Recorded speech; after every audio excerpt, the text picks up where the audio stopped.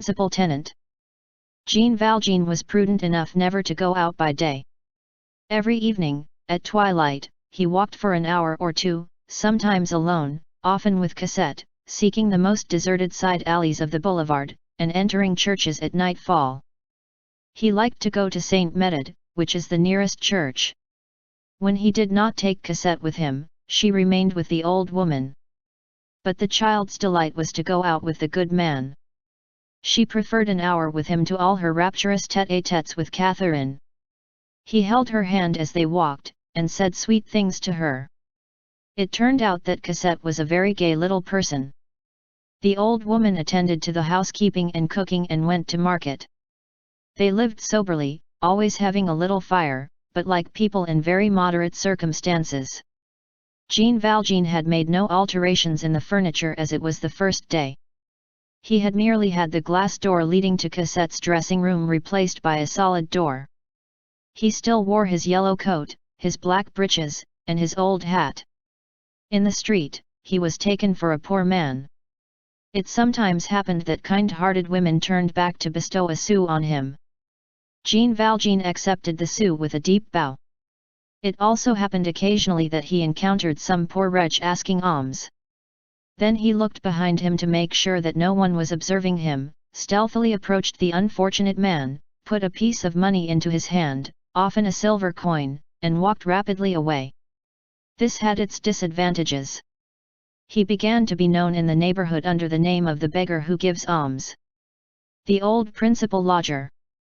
A cross-looking creature, who was thoroughly permeated, so far as her neighbors were concerned, with the inquisitiveness peculiar to envious persons, scrutinized Jean Valjean a great deal, without his suspecting the fact.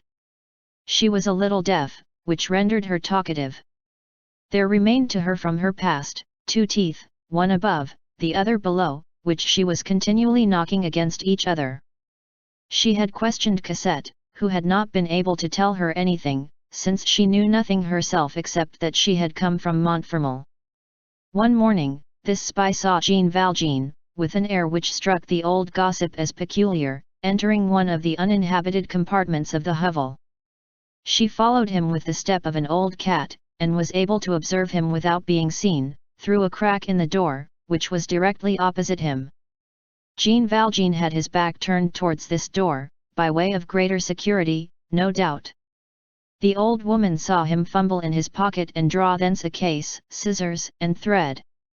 Then he began to rip the lining of one of the skirts of his coat, and from the opening he took a bit of yellowish paper, which he unfolded.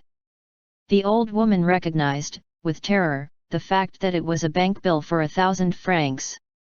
It was the second or third only that she had seen in the course of her existence. She fled in alarm.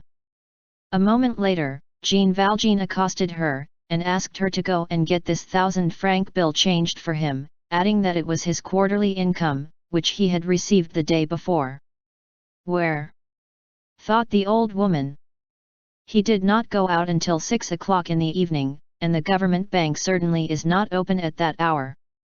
The old woman went to get the bill changed, and mentioned her surmises.